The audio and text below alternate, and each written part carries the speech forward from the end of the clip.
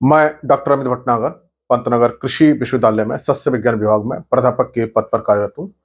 और मेरा ये प्रयास है किसानों तक सही जानकारी पहुंचे ताकि उसका लाभ अपनी खेती में ले सके। इसके लिए मैंने किसान भाइयों के लिए एक विशेष अलग से प्लेलिस्ट बनाई है, कृषि किसान, जिसमें मैं हिंदी में चर्चा करता हूँ। और ये प्लेलिस्ट किसानों के लिए बहुत लाभकारी है। आप इस प्लेलिस्ट के लेक्चर्स को देखिए, निश्चित रूप से आपको लाभ मिलेगा। आज जो मैं बात करना चाहता हूँ यह है कि जो हम फसलों में सिंचाई करते हैं, चाहे कोई भी फसल है, गेहूं है, मक्का है, गन्ना है, कोई भी फसल है, तो हमें सिंचाई कितनी गहराई तक करनी चाहिए? क्योंकि सिंचाई की गहराई का एक बड़ा महत्व है। अगर सिंचाई हम बहुत ज़्यादा कर देते हैं, तो जड़ों के अंदर पानी भर जाता है और वहाँ से हवा निकल जाती है, ऑक्सीजन मिल नहीं पाती जड़ों को, जिस कारण से जड़ें अपना काम नहीं कर पाती हैं और हम देखते हैं कि फसल पीली पड़ने लगती है। और ये बहुत अधिकतर हम देखते हैं गेहूँ की फसल में कि ज़्यादा सिंचाई हो जाती है, गहरी सिंचाई हो जाती है, तो फसल पीली पड़ जाती है। और जब पीली पड़ जाती है फसल इस तरह से, तो उसको रिकवर करने में बहुत समय लगता है।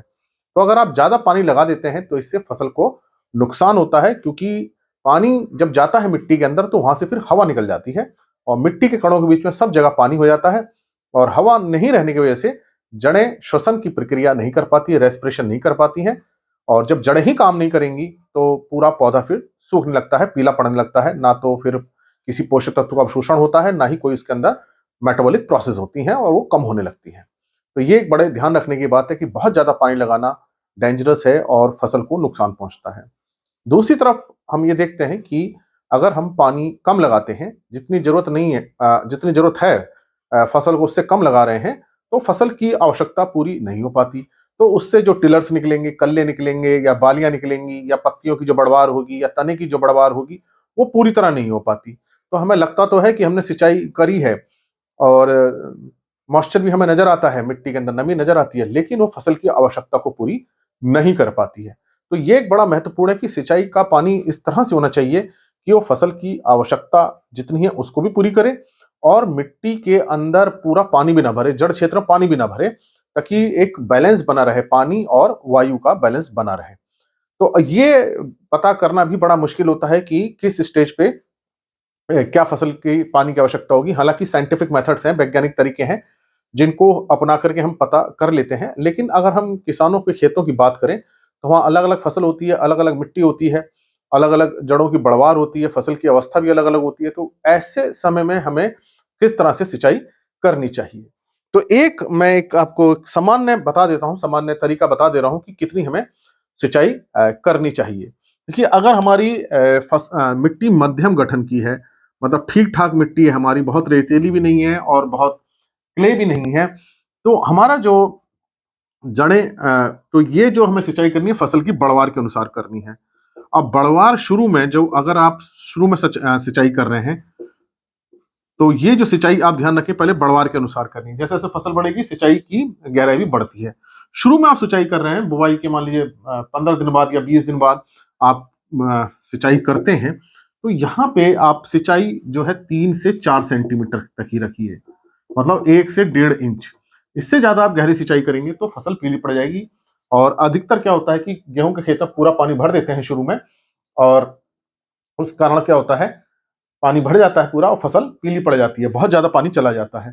तो शुरू की जो आपके बुवाई के बाद सिंचाई कर रहे हैं 15-20 दिन, इस समय फसल छोटी है और जड़ें भी क्या है, छोटी हैं। तो इस समय क्या है, जड़ें छोटी रहती हैं। तो चूंकि जड़ें छोटी हैं तो हमको पानी की आवश्यकता भी कम कम पड़ेगी और फसल की बढ़वार भी छोटी है।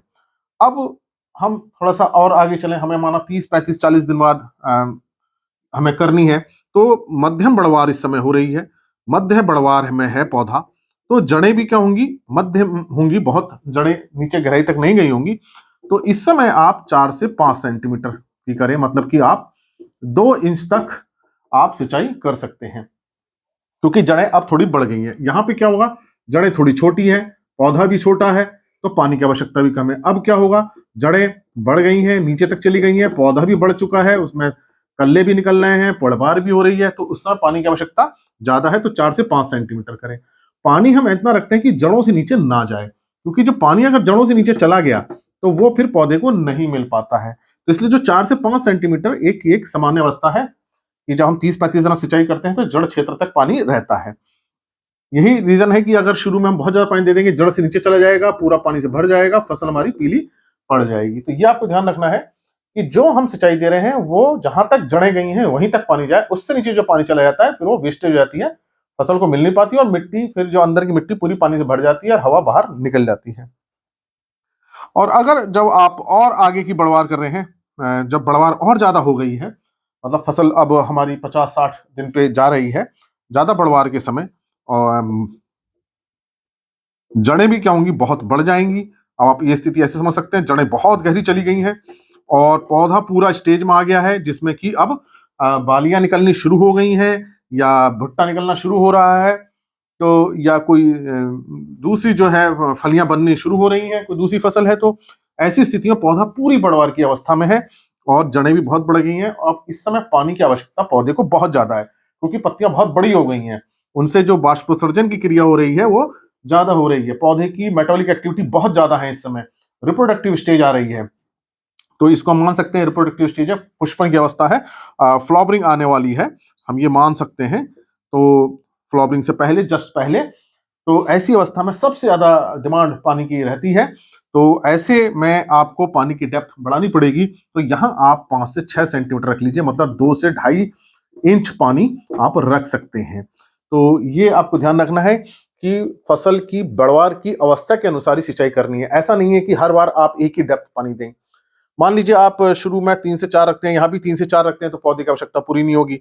और जब फूल आने से पहले पौधे की बढ़ावर बहुत ज्यादा हो रही है और आप तब भी 3 से 4 सेंटीमीटर पानी देते हैं, तो भी इसकी आवश्यकता पूरी नहीं होगी। अब इसका उल्टा करके देखें कि आपने शुरू में बहुत पानी दे दिया, यहाँ भी बहुत पानी दे दिया, तो पानी बहुत ज्यादा हो जाएगा, फसल पीली पड़ जाएगी, वेस्टेज हो जाएगी। तो ये आपको ध्यान रखना है कि जैसे जैसे फसल की बढ़वार होती है वैसे वैसे पौधे को, फसल को पानी की आवश्यकता होती है, उसी के अनुसार हमें पानी की मात्रा को, जो इरिगेशन डेप्थ जिसे हम कहते हैं, वो बढ़ानी चाहिए। फसल की अवस्था के अनुसार ये बढ़नी चाहिए, क्योंकि इसका सीधा सीधा कॉन्सेप्ट ये है कि जितनी फसल की आवश्यकता है उतना ही पानी हमको देना है, जहां तक जड़ें गहरी गई हैं वहीं तक हमें पानी देना है। इसकी साइंस अगर आप ये ध्यान रखेंगे तो आप सही तरह से पानी देंगे, ना तो पानी की वेस्टेज होगी, ना फसल में पानी की कमी होगी। और जब एक अच्छा मॉइस्चर मिलता है, क्योंकि मिट्टी के अंदर वायु भी होनी चाहिए और नमी भी होनी चाहिए, जब ये रेशियो बैलेंस होता है वायु का और नमी का, तभी जड़ें अच्छा काम करती हैं। नमी के माध्यम से पौधे को मॉइस्चर मिलेगा, पोषक तत्व मिलेंगे, और वायु के माध्यम से उसको ऑक्सीजन मिलेगी। तो दोनों का एक अच्छा बैलेंस प्रोपोर्शन तभी होगा जब हम इरिगेशन डेप्थ पे ध्यान रखें। इसलिए आप जब कभी भी किसी भी फसल में सिंचाई करें तो उसकी बढ़वार की अवस्था के अनुसार करें। जैसे जैसे फसल बढ़ती जाए हमको इरिगेशन डेप्थ उसी हिसाब से बढ़ानी चाहिए। तो इस तरह से अगर आप सिंचाई पे ध्यान देंगे तो आप देखेंगे कि फसल आपकी अच्छी रहेगी, और शुरू में जो पीली पड़ने की समस्या आती है ज्यादा सिंचाई से, वो ऐसी स्थिति फिर नहीं आएगी। और एक बार अगर पीली पड़ गई ज्यादा पानी से तो फिर वो बहुत टाइम लेती है रिकवर होने में और काफी हमें यील्ड का नुकसान होता है। तो ऐसी अवस्था ना आए, इस बात का आप ध्यान रखें, सिंचाई की डेप्थ पे ध्यान रखें। इसी प्रकार के लेक्चर्स को देखने के लिए कृषि किसान प्लेलिस्ट देखिए, और भी बहुत सारी प्लेलिस्ट एग्रीकल्चर से रिलेटेड, आप उनको भी देख सकते हैं। और अगर चैनल सब्सक्राइब नहीं किया तो सब्सक्राइब कीजिए। धन्यवाद।